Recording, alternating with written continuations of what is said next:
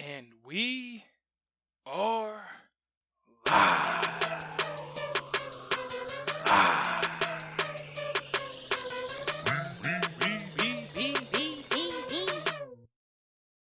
We want the gold, sucker.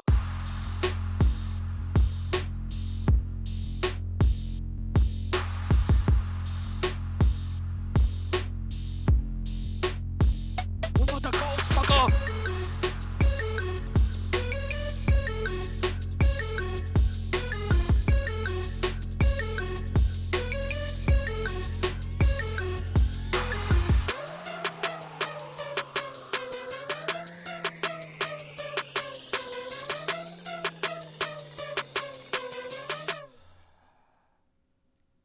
I thought I had something clever to say, but I guess it just didn't come out. But sometimes that's how it works, man. Thank you so much for joining us for another fun-filled episode of It's Real Wrestling Podcast. I'm your host, Sage the Mark. Ah, man, what a week! Fresh off of Stomping Grounds, the WWE's latest pay-per-view. I was telling my friend a couple of days ago that, man, it felt as though I'd gone like 2 months without seeing a pay-per-view because as you may know, I didn't necessarily see or didn't see, had no interest in seeing the Saudi Arabia show. And most people know why, but yeah. So it just felt like it was, I don't know, it just felt kind of blah. So I don't know. But before we get into the review, make sure that you like, subscribe, wherever you're looking at or reviewing this. Man, we are on 4 different platforms right now for the very first time, and I'm so excited. We got Twitch, we got YouTube, we got Mixer. Wow, we even on Periscope. That's gonna be a thing. So yeah, I'm really excited. So if you are listening to this, make sure that you go ahead and hit that like, subscribe button. Also put the comments in there what you'd like to talk about, because we're gonna hit it all this evening. We're definitely gonna hit it all. Stomping Grounds. Let's go ahead and get started. Let's get in the thick of things, man. Stomping Grounds. I have low expectations of this card in general. If you heard the review from last week, my overall, I think, enthusiasm for the card itself, based off of the matches, was probably about a 3. But I have to say, man, the show was really good, really decent. I enjoyed the show and the storytelling. I mean, it's not without its hiccups and bumps, of course, but for the most part, I thought it was pretty solid show. Cruiserweights, my boy Drew Gulak, long time coming, triple threat match, inked out the win. Congratulations to Drew.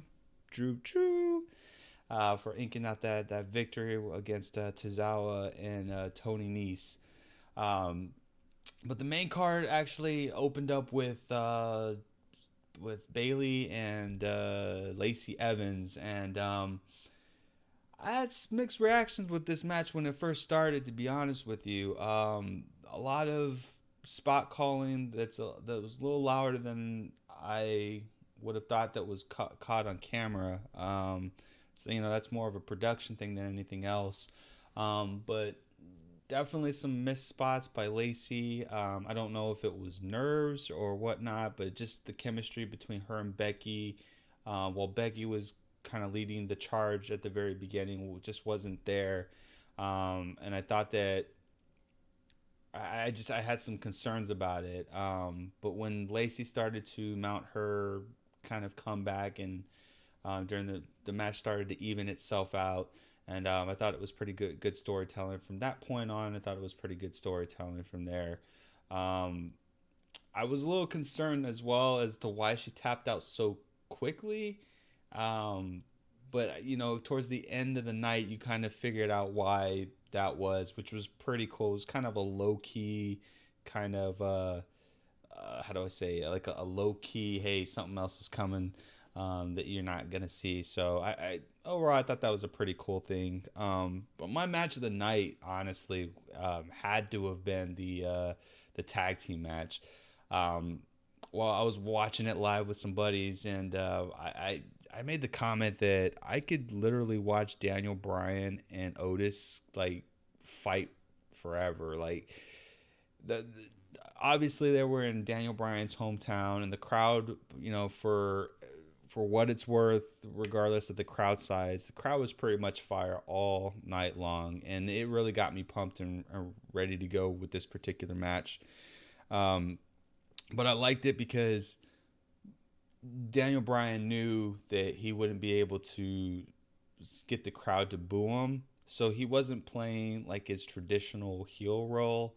And once Otis knew that he wasn't gonna be able to turn the crowd, he actually started healing it up himself, kind of taunting the crowd, with the bicep, the bicep moves, the little taunts and things like that. And the crowd was just eating it up. So definitely a veteran move. And but yeah, him and Daniel Bryan, just they basically, for me, they stole the show, and I thought that was I could watch that match over and over and over again.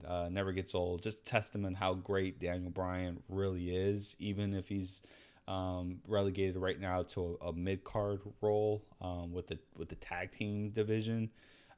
Still think that he's just one of those once in a lifetime talents, and I'm so glad that we still have him. As healthy as he is right now, I'm just utterly glad that we had him, or that we have him, I should say. Um, so from there, we had the WWE cage match. It was what it was.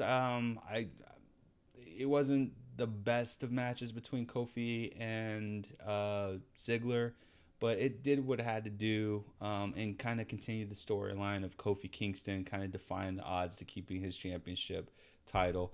I'm not gonna hark too much on this because I kind of want to go where when we get into the Raw and SmackDown reviews, I kind of want to have a little bit of a deeper discussion about the whole Kofi Kingston angle, and where it may lead to. Um, I'm not really gonna go into the Roman Reigns match. As I told you, it was a decent match, but as I told you before, like, it wasn't really something that I was interested in overall. I thought it was a two. Going into it, my interest level was a two. The match itself was probably a 3 or a 4 out of 5 for me. Just it's I don't know. I just don't think that at this juncture that both Roman and Drew against each other is really the right move for them. I get where, from a storyline perspective, it's really about Shane McMahon. But to me, like, these two should be, we really should be putting them in different kind of storytelling modes. If they ever clash again, it needs to be for a title. It doesn't need to be for like these one-off storylines, in my opinion. So, but the last match of the night was the WWE match, Baron Corbin and Seth Rollins. And by this point in time, during my review last week, I had stated that I thought Kofi Kingston's match was actually gonna close the show. I should have known better, but I honestly thought that Kofi was gonna end up getting cashed in on, which, thinking back at it, probably if the cash in is going to happen, it's going to be closer to the October date when the Fox deal comes into play, with SmackDown going to Friday nights live.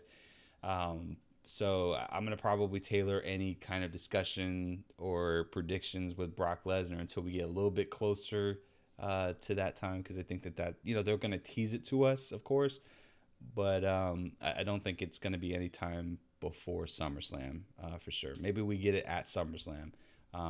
So about 2 months away, but yeah. So with Brock not coming out on Kofi's match, or Kofi Kingston's match, I had thought for sure that maybe he would come out during, or be the special guest referee, at the very least be the special guest referee for this particular match.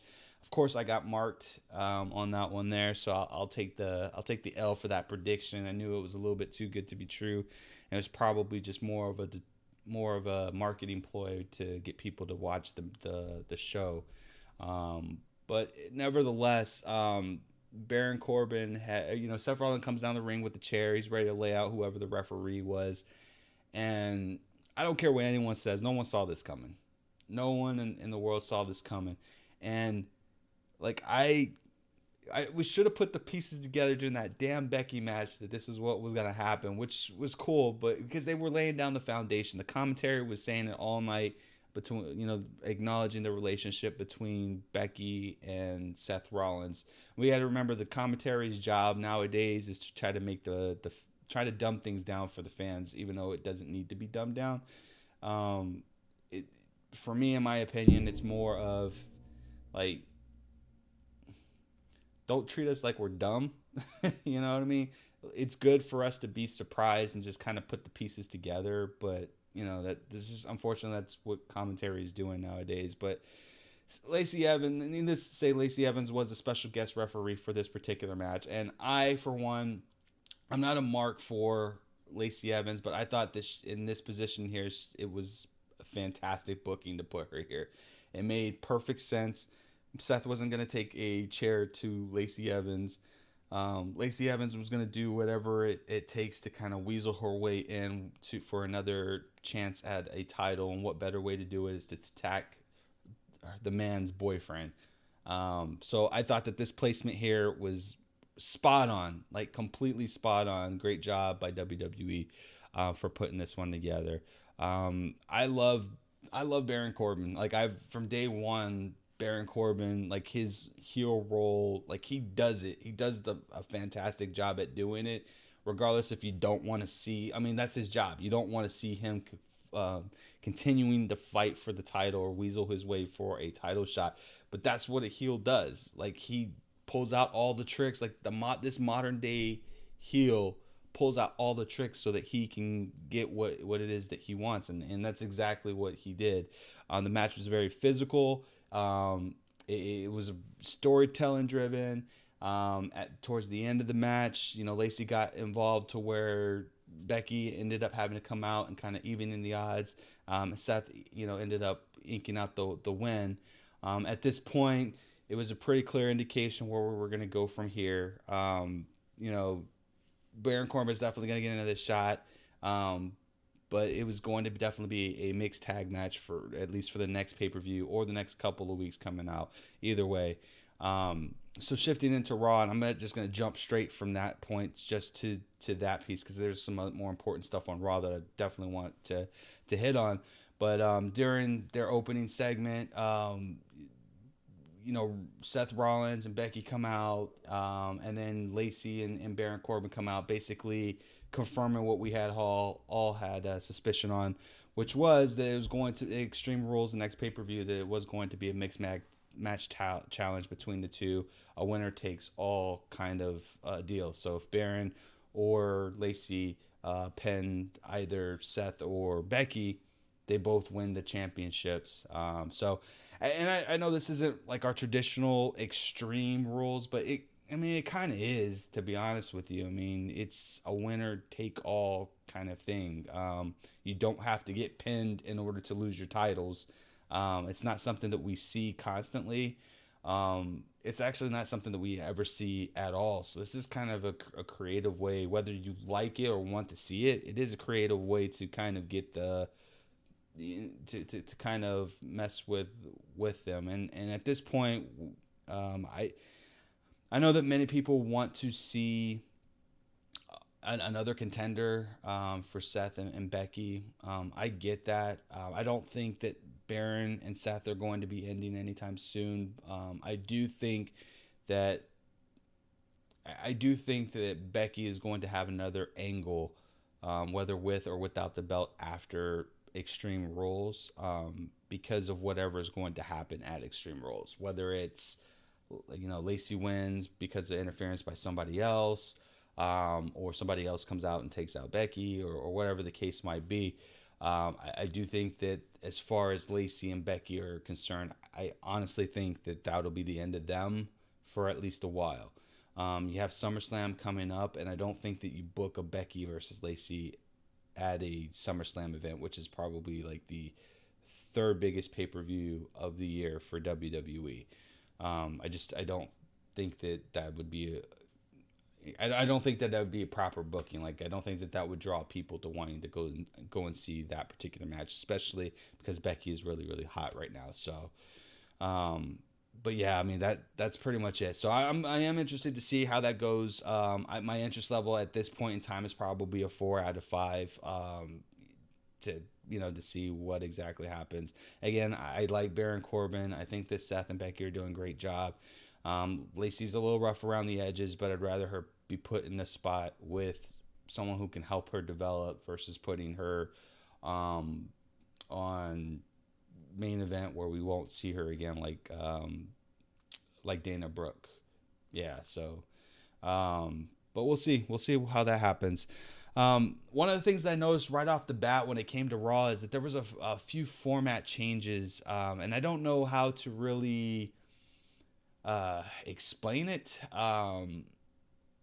or how I actually feel about it. To be honest with you, right off the bat, the first thing that I noticed was all the matches either did not go through the commercial break, or if they went through the commercial break, it seemed like they were either restarted or ended up being like a 2 out of 3 falls kind of thing. And I thought that maybe after the second time that happened, that I was kind of like imagining things. Um, but no, I mean, apparently this is going. I don't know if this is a test run, like the electric chair was a few weeks back.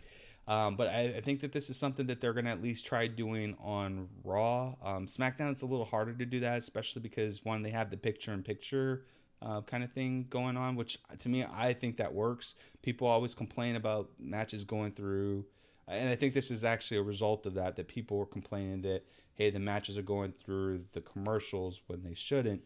And this is kind of their way to try to mitigate that and try to give you something different. Some people complain about the picture in picture. I personally, I don't mind the picture in picture. It, to me, it beats having them be in the rest hold for 3 minutes, coming back and being like in a headlock or something like that. Um, yeah, I mean, it always works with the New Day matches, and I still end up watching it through it. Just put it on mute and watch the show. But yeah, I mean that was kind of interesting. I've never, I don't know quite how I feel about that. I feel like if I was in the stands, um, watching this live, I don't think I would be too happy with the amount of breaks in between. Um, I mean, to me, that gives us an opportunity to walk out and go to the restroom and then kind of be late to the matches or something like that. So I don't think this is a long-term strategy. I do think this is kind of more of a pop test. Maybe if they did this, like maybe during the second hour, or even, yeah. I mean, I can't foresee them doing this through all 3 hours. So if they're gonna do this, my honest opinion is that you do this through maybe one full hour, but don't do it through all three. I think that you're going to just diminish people's attention for that. So, but we'll see. For all the crap that people, I'll say that till later because we're definitely going to talk about that. Also, during we had the 24/7 thing going on, which was kind of a recap of what was going on during the weekend with Drake Maverick's wedding and R-Truth rolling him up during his wedding, which I thought was fantastic. Shout out, first off, congratulations to Drake and Michelle for getting married. Michelle's actually was on the Cruiserweight Classic. I'm sorry, not the Cruiserweight Classic. The Mae Young Classic. I think it was the second one that she was actually on. So it was pretty cool to actually see her. And I didn't even know her and Drake were actually a thing, but that was pretty cool to actually see them get married and have that little wrestling. Being a wrestler has to be fun to have that kind of stuff going on. Like I've seen bachelor weddings and stuff like that and going on, but it was pretty cool to actually see that happen. But I digress. So first off, shout out to R-Truth, 9-time 24-hour 7-day 11 champion, or European style, whatever he likes to call it, champion. Still having fun with that title.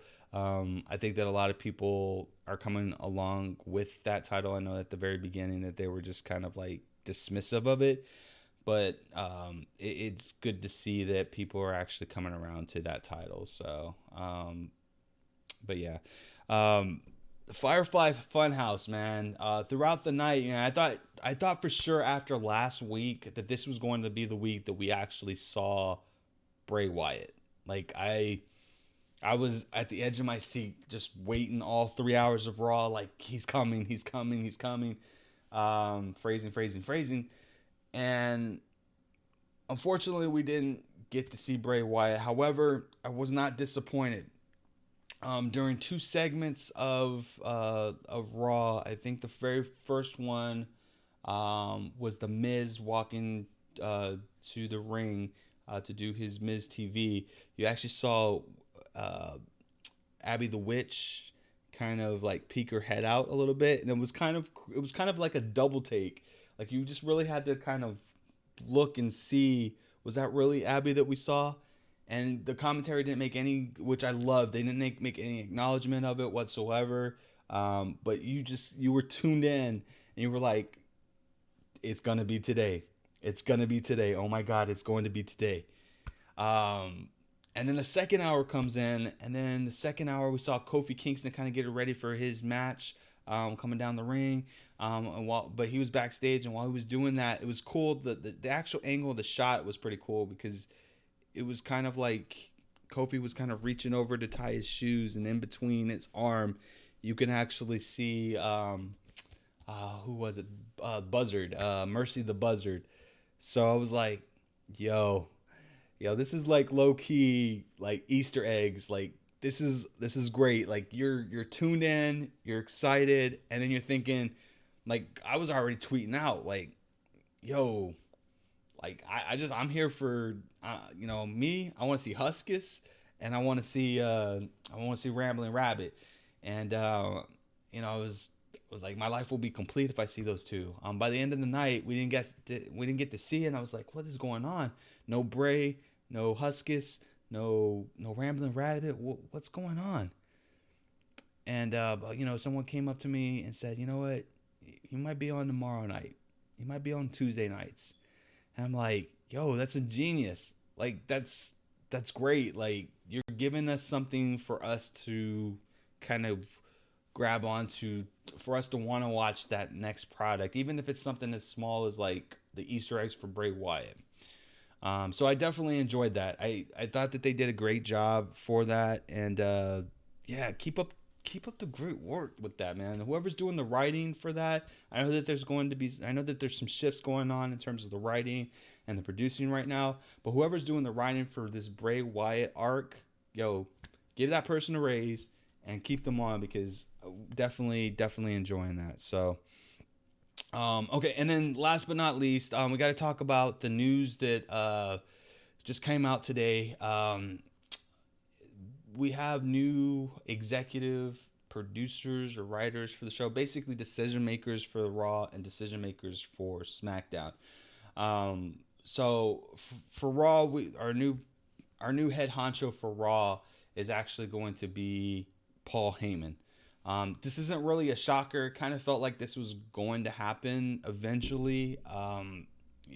Just with Paul being on both shows for quite some time behind the scenes and not showing up on actual live TV, you kind of got the sense that was going to happen.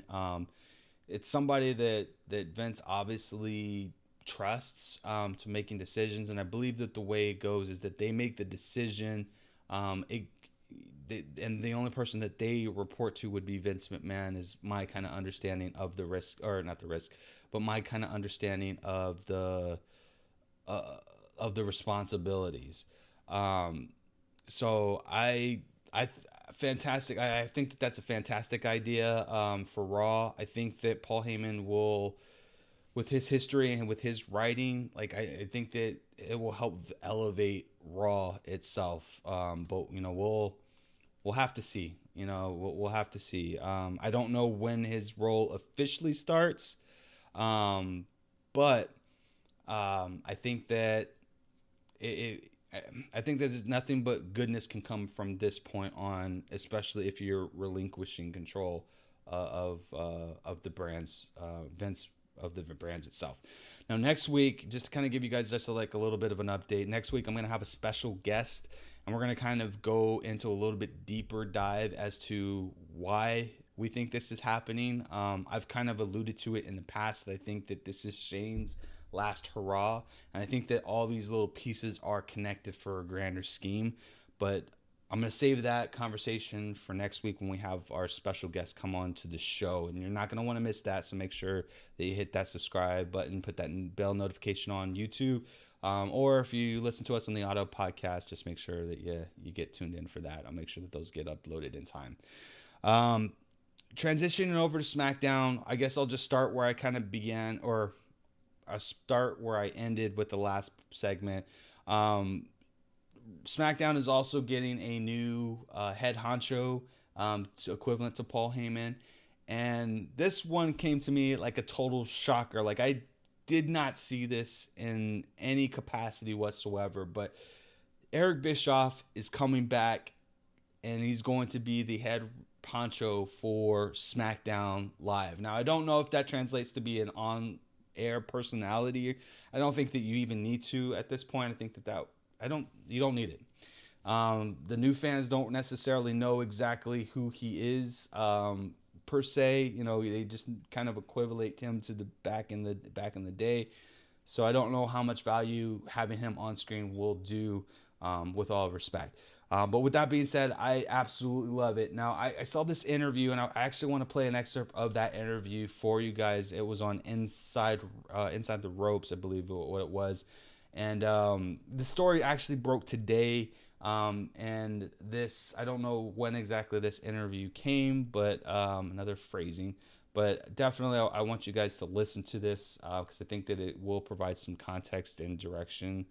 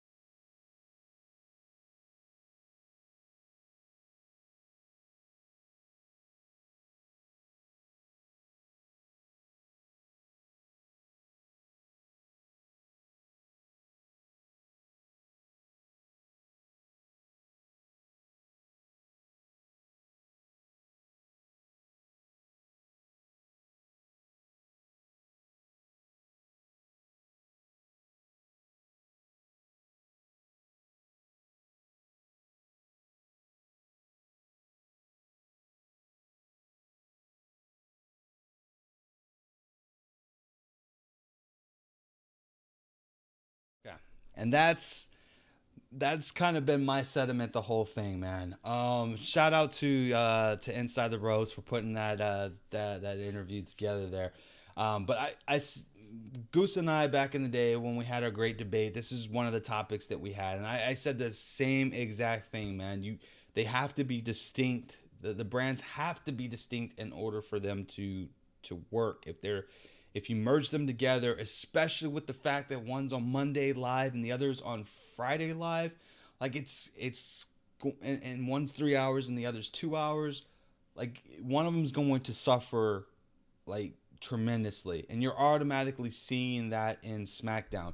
We said like a couple of weeks ago, I think it was like 6 weeks ago on episode 120 or 121, that you're starting to see what's working on Raw is because they're using the SmackDown formula on Raw.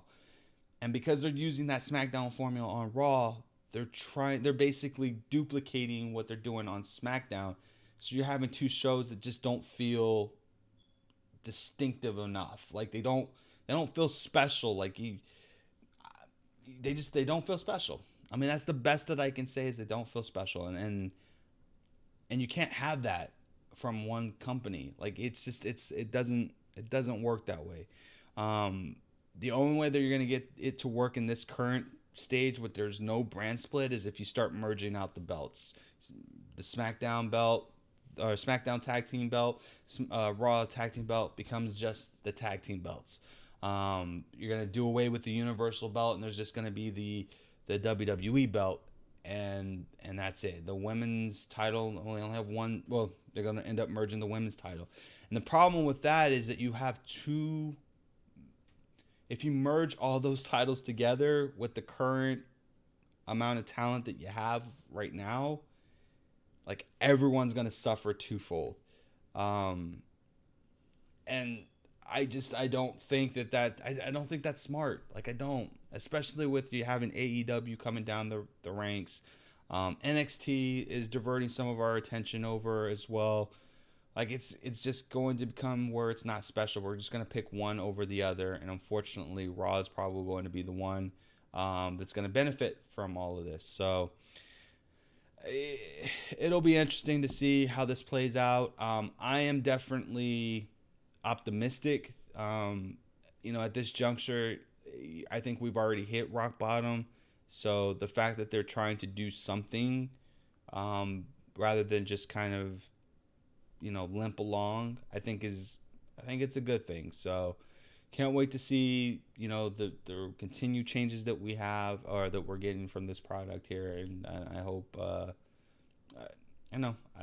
wish for the best, and I'll keep it at that. So SmackDown overall, I definitely it wasn't the greatest SmackDown.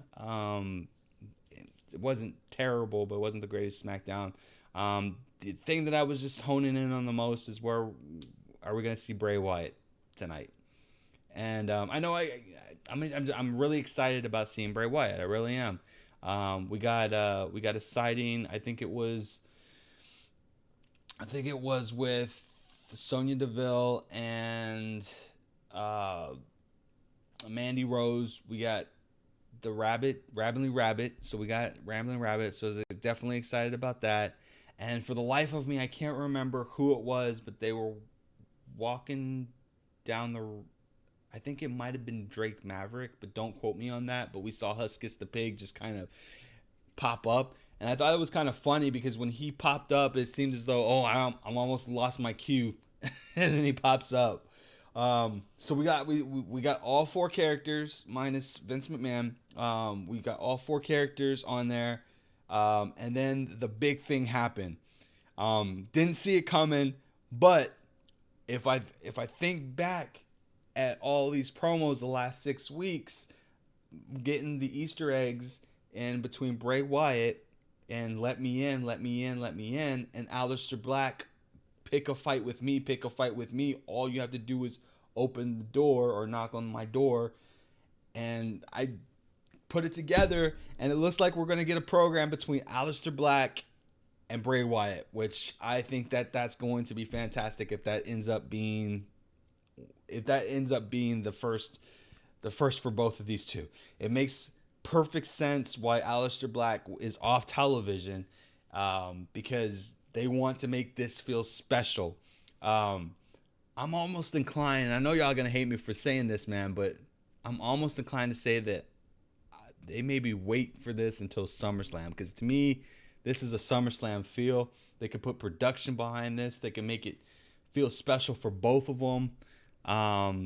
But then the other part of me, the mark in me, is like, man, I just want to see this get done like right now, because I want to see what Bray Wyatt looks like, and like, is he not gonna cut promos and just come down the ring as the Fiend, and then when he's cutting promos, he's back at the Funhouse, or or does the lights go, like he comes down as himself and then the lights go off and then he just turns into the Fiend, or does heel and hurt come, like, I don't know, man. I've got like all these kind of thoughts in my head in terms of, what this could be, what this could actually look like, and I'm just tired, man.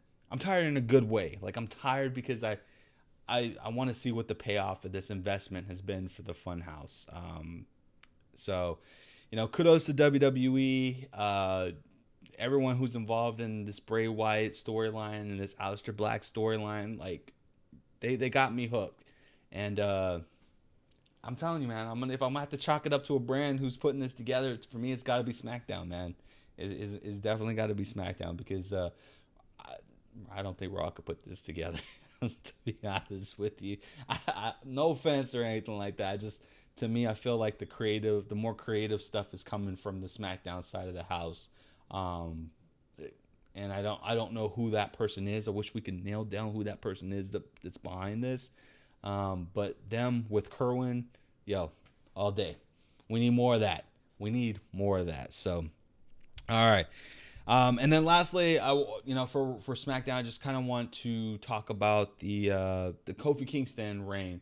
I've been enjoying Kofi Kingston's reign. In the back of my head, I'm thinking, man, who's he gonna lose the title to? I think that with him tempting fate, which is great with his character, him taking on all comers. He ended up having two back-to-back matches, one with Sami Zayn and the other with Kevin Owens, and him beating both of them to win.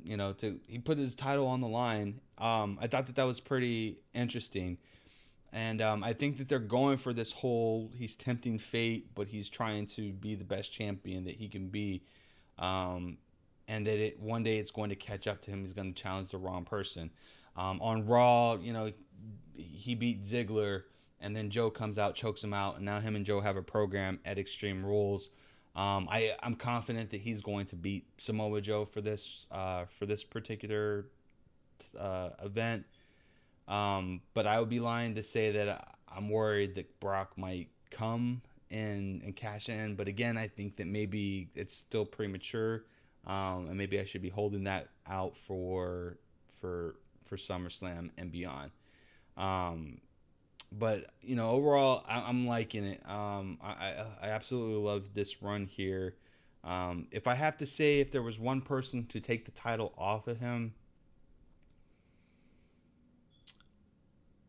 and I hate myself for having to say this, I don't want the New Day to break up. I really don't. But man, how impactful it would be if Big E just kind of turned and then got his opportunity and won the belt, and and then the New Day kind of splits from there. That would be pretty crazy. I don't know if they're confident enough to pull that trigger, but man, what a storyline that would be. That would be up there with the Seth Rollins, the Shield turn. That would be up there with, maybe not at, I don't know. It might even be up there with Hollywood Hogan turning and forming the NWO. I know that's a pretty bold statement, but it might be to that level. So yeah, I mean, that it's going to be interesting. And shout out to One Man Co. or One Man KO for following us. Definitely appreciate you, bruh. But yeah, like, Yeah, I don't know. I don't know. I don't know. I don't know. I don't know. It'll be interesting. So I'm definitely excited about that. So, but that's Raw. That's SmackDown. I do want to. There was a couple of there's one topic in particular that I wanted to really talk about this week. So I've been mostly silent about this issue. Every once in a while I'll bring it up, but I gotta say, man, this last couple of weeks has been really trying with the fans. Fans versus critiques is basically what I'm saying here. Um, I love doing this podcast because I love wrestling. I do. I've watched it since I was a kid. Uh, Mr. Perfect is my favorite wrestler of all time. Will always be my favorite wrestler of all time. Um, Enjoyed the Repo Man. Loved the NWO, the WCW. Enjoyed DDP's climb to the top. From Dirty Diamond Dallas Page, to DDP, and the rise of the Diamond Cutter, to the Goldberg, to the Glaciers, Attitude Era, and everything in between. I absolutely love it, but I feel like my generation of wrestling fan is either thinning out or no longer exists. I think that we're cynics. Like a lot of us fans are cynics, and it's not even fun to watch people critique wrestling. Like to me, I think it's fine to critique wrestling, um, but when it's the same argument over and over and over again, and the argument itself is not even legitimate. Like I get that the product for WWE specifically is not where everyone else wants it to be at. There's a subset of fans that want the bra and the bra and panties matches to come back, and there's a subset of fans that want chair shots and blood and stuff like that to come back. But these same and then these same fans, come out and say, well, AEW is gonna destroy the WWE, and those same fans are like, man, I don't want to see Sonny Kiss wrestle. Like I'm like, what? What in the world is going on? Like, we got to come to a point where, like, if you don't like what you're watching, instead of like bad mouthing it and then turn around and say, oh, AEW is going to do it better, like, just be fans of the wrestling product. Like, I want to read something that I actually tweeted out, and I kind of think it sums it out better. My writing itself sums it out better than how I'm articulating it on stream, but it reigns supreme, man. I said some of us need to take a chill pill and calm down, like seriously. I get that the product might not be to your liking, but at least they're trying something, them being the WWE. Your arguments are sound, but when you throw a competitor's name in your very last sentiments, you lose your high ground. And I absolutely think that that's true. It's okay to say what you don't like about a particular product, but when you sit there and you compare it to a company that has not yet produced a weekly event, like to me, I feel like you're losing the high ground. I think that you're being more of a fanboy than you are being a wrestling fan or a fan of that particular product. Um, I could continue to say that it's obvious that you've made up your mind and nothing the company does will be good enough. But instead of bitching about everything that's wrong, how about praising some of the stuff that they're doing? Way too much negativity in the community. We did this with WCW. One last thing, for the love of everything holy, please stop drinking the same Kool-Aid. Not everyone likes red flavor. All right? Find a product that makes you happy. And if you're a fan, like if you're a sports fan of the Spurs, like why would you watch a Heat game every single week if you're not invested in that? Like to me, that doesn't make any sense. Um, so just because you listen to somebody that doesn't like it, don't formulate your own opinion about it and stop leeching onto that person, because I think that you're setting yourself up for failure, setting yourself up to wanting to be like, I don't know, maybe you're just miserable and you just want to be like that. I don't know, but like we've got to be better. Like our words kind of travel. Like the E's not listening to our tweets like that.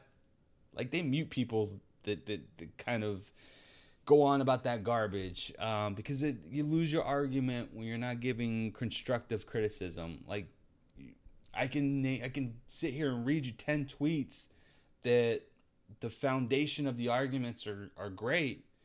The underlining concepts of your arguments are great, but you defeat your whole purpose when you sit there and say same crap every week when what they gave you at the pay-per-view wasn't exactly what they show you every week.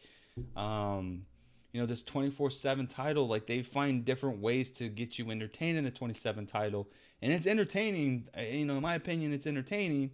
And I might be in the minority on that, which I don't think that I am, but at least it's something different. It's not a rinse and repeat of the hardcore title, or the hardcore title back in the day. It's something that's completely different. We complained about Jinder Mahal being in ring gear, but you know what? Or in a golf course. But you know what? That was something completely different. And then they changed it up by having it in an airplane. But people were still complaining about that. So I don't know what to tell you, man. With that type of critique, I don't know if you really are a wrestling fan or you just want to hear yourself talk. But, either way, let's keep that negativity in your own circle. Let's try not to spread that out to everyone else. We got enough going on in the world. We don't need that type of negativity. So, with that being said, guys, like I said, make sure y'all check it. Well, make sure y'all check us out. If you're first off, thank you everyone who joined the stream. I know that there was a lot of you, Silky Mel, Sheepdog. Thank you so much for joining the stream out there. I am again so excited that we were able to actually do this on 4 different platforms. Like, to me, that's kind of like, that's amazing that we've actually come this far, that we can actually do this on 4 different platforms, not including the how do I say, the podcast, the actual audio podcast. So I'm definitely enjoying that. But make sure that wherever you're hearing this from, if you're not on YouTube, find us on YouTube. We got a goal going on right now. We're trying to get 1,000 subscribers by the end of the year. I know that we have the fan base because we've got more than 1,500 on Twitter, and we've got more than 3,000 downloads on the podcast. So if you listen to this on the podcast, jump on to YouTube, search for us. It's Real Wrestling Podcast or IRWP Sage. Either one will work. You'll see it. Subscribe, hit that bell notification. Make sure that you put something in the comments. Let us know where you're coming from, where you heard us from. If you're on Twitch, on Mixer, make sure that you subscribe to all the other channels. In the profiles, I have all the links there, so you can just click on it, hit that subscribe button. I'm trying to make it all easy for you guys. That's what I'm trying to do. So next week, I got a special guest, an actual professional wrestler, which is pretty damn cool. We're going to be able to ask him a lot of questions. We're going to talk about sports. Of course, we're going to talk about wrestling. We're going to talk about the XFL and where we think that the XFL is going to go. We're going to talk about AEW because he's definitely a big AEW fan, and everything in between. So I'm definitely excited that we were able to nail down this guest. But I would like for everyone to join so that we can have some great participation, some great discussion going on there. So that's it for me, guys. Again, thank you so much for listening, watching. There's a lot of craziness going on in this world. Lots and lots and lots of craziness in this world. But remember, you can be that change. If you're suffering, or if you know someone who is definitely suffering from depression, or having suicidal tendencies, please be sure to help them out. Give them the help that they deserve. Give them a hug. Tell them that they're special, because they are special. Make them feel wanted and loved. A lot of heartbreaks this week. A couple of community members passing away at a very, very young age. A couple of wrestlers, very, very young age, younger than I am, that actually passed away as well. And we got to help. This isn't just their problem. This is our problem as well. So, but yeah, I want to make sure that you guys hear me. Okay. All right. So y'all know the drill. Keep it real. See y'all next week.